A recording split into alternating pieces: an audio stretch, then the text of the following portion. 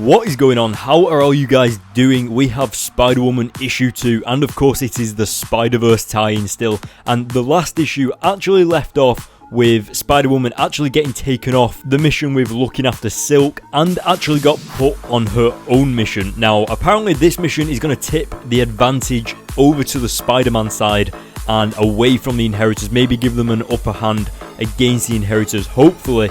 But I have just uploaded my Scarlet Spider's issue 2 review, so go click the link below to go and check out that. But yeah, guys, without further ado, let's get into this issue.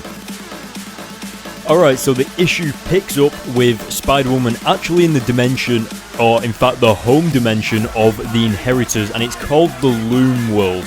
And pretty much most of the Inheritors are in this. Of course it's their home dimension, but mainly it seems a little bit crazy. It seems that Spider-Woman is actually famous in this universe, or at least she's royalty anyway. But what's even stranger is that she just starts getting attacked by this octopus looking guy. And it's actually really interesting because it kind of resembles Pirates of the Caribbean Jack Sparrow type finesse going on here. And it seems that there's also another Spider-Woman in this universe. So of course the Spider-Woman we know is just kind of going along with it. She's pretending that she is the Spider-Woman from this universe. But you have this other one, this other Spider-Woman. She basically walks around with guards constantly, and I don't know why, but the crowd is always throwing flowers to her, giving her presents and stuff like that. But this one child actually touches her on her arm, and the guards push the kid away onto the floor. I think it's a kid. It looked like a kid, but it didn't. I don't know why. Anyway, but Spider-Woman, well, our Spider-Woman, actually uses a power that I did not know about. Now, I don't know about you guys, but I'm not exactly like up to date with the history of Spider-Woman and stuff like that. I don't know what powers she's exactly got. I know she's got like a bit of a sting type thing, similar to Miles Morales, but not as, like, you know, she shoots things out of her hands and stuff. But I don't exactly know the power set for Spider-Woman, but apparently she used some power on this Inheritor to like control him or something like that. Let me know in the comment section below about that, because I honestly have no idea where that came from.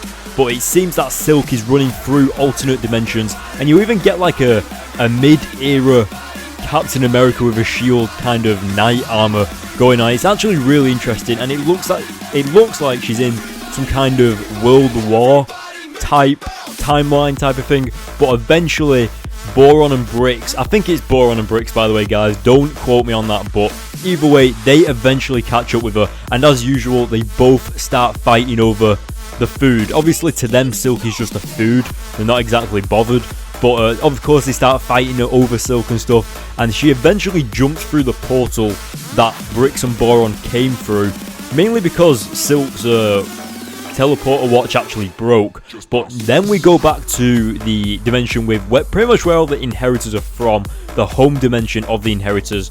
And it seems that I'm just going to refer to this Spider-Woman as Jessica Drew by the way, because it will get a bit confusing. But this Jessica Drew is actually what seems to be Morland's girlfriend or Morland's wife or something like that.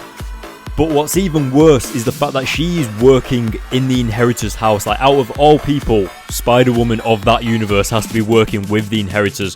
But Silk actually runs past her, not knowing that that is the Spider-Woman that she doesn't know. And she literally screams out Totem, and our Spider-Woman sprints over and just punches her clean in the face, and it is awesome. Now, what's really interesting is the fact that you've got to remember that Spider-Woman wasn't actually with Silk. They remember at the end of the last issue where they both separated because Spider-Woman got put on a different mission. But I know I said Spider-Woman then. Silk actually stumbles upon the one dimension, the one universe where Bricks and Boron and the rest of the Inheritors cannot follow her. But it seems that it's because of radiation, or what the Inheritors describe it as, the post-thermonuclear war. And as you can see on screen now, you can see what it does to the Inheritors. He literally just breaks down onto his knees, and I think it's Bricks has to grab her brother back. And what I'm more concerned with how Silk is surviving in there. Like, surely she must be like getting radiation poisoning or something along those lines. But I mean, at least maybe she'll go back to Spider-Man 616 and tell them that they've found maybe a safe zone, an actual safe zone, not just Cosmic Spider-Man's universe where he died. But so yeah, now they actually do have a safe zone. I'm not entirely sure whether they'll use it because of like the radiation and stuff, but who knows. But then we actually go back to our Spider-Woman being in the Inheritor's house, and of course she's got to pretend like she's the Jessica Drew of that universe. And then we actually find out that, as I said earlier, Marlon thinks that it's the Jessica Drew of his universe and straight up starts kissing her. Now, what you've got to remember is that this Spider-Woman, or our Spider-Woman, has to go along with it, so imagine how painful that is for her. But yeah, so guys, what did you guys think of this issue? In my opinion, I'm going to give this issue a 9 out of 10. Again, I thought the story for the Spider-Verse was well, explained and expanded it. I'm really looking forward to issue 3 of this. It seems that the Spider-Woman series is going to get really interesting. But in case you guys didn't know, Spider-Woman is also going to get a costume upgrade in the future in Spider-Woman issue 5, and it's the first time that she's got a costume redesign in the past 5 decades or something like that. Something crazy. But yeah, so what do you guys think about that in the comment section below, about her costume? Costume. I can't even say the word. Costume change.